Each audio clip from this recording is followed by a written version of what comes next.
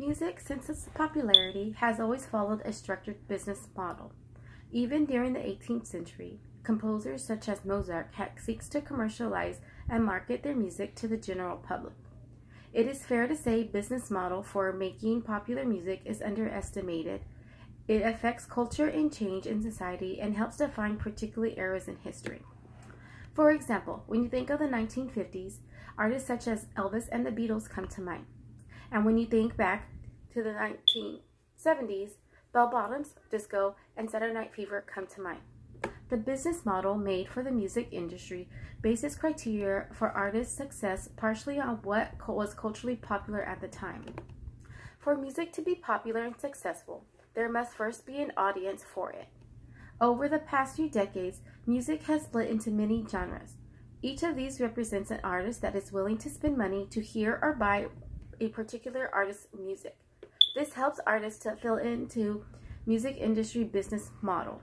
Other factors for music to be successful include time, life experience of the artist, financial resources of the record company or the artist, which includes the money for resources to book concerts or studio recording time. Another major factor is image and brand. In order for a major record label to make music successful, an image or brand can maximize the artist or the band's success. If a particular record label has a certain niche and wants to produce pop music, there is a certain sound and appearance they want to project in order to be profitable. The pros for producing music this way are obvious in that it helps simplify the direction the artist or record label want to go. Artists can decide what genre of music represents them and the music they want to make for the record label. It puts into perspective the type of company they want to be and the type of music they believe will be the most profitable. However, there are cons to producing music in such a fashion. For example, record labels wanting to project a certain image or look will overlook an artist who have the same level of talent but are overlooked due to not fitting the mold of the record company wants to project. Another con to using a basic business model to produce music is that once a record label finds a profitable genre or popular artist, they produce too much of the same sounding music. There becomes too much radio play of a particular song and genre, and fans become detached and the music and it loses its popularity quickly. Think about a song when you first heard it on the radio and liked it, but after hearing it hundreds of times, it starts to annoy you. With an oversaturation of popular music on the airway, it loses its general creativity. Since the early 2000s, the internet has changed how fans connect to their music.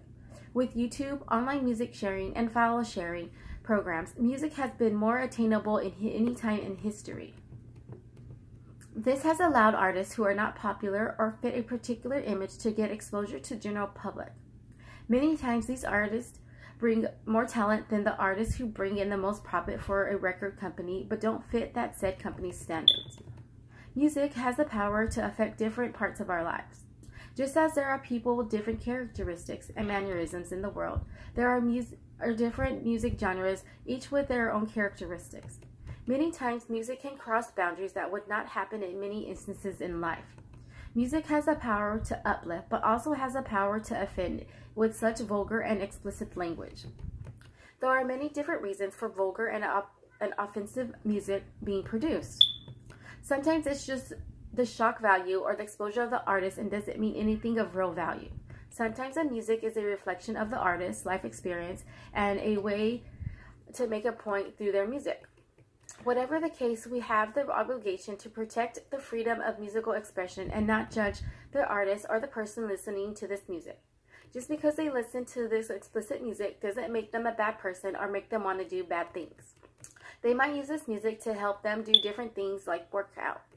No matter what era you grew up in or what genre of music you listen to, music will always help you remember the old times, help you get through your days, or just express yourself.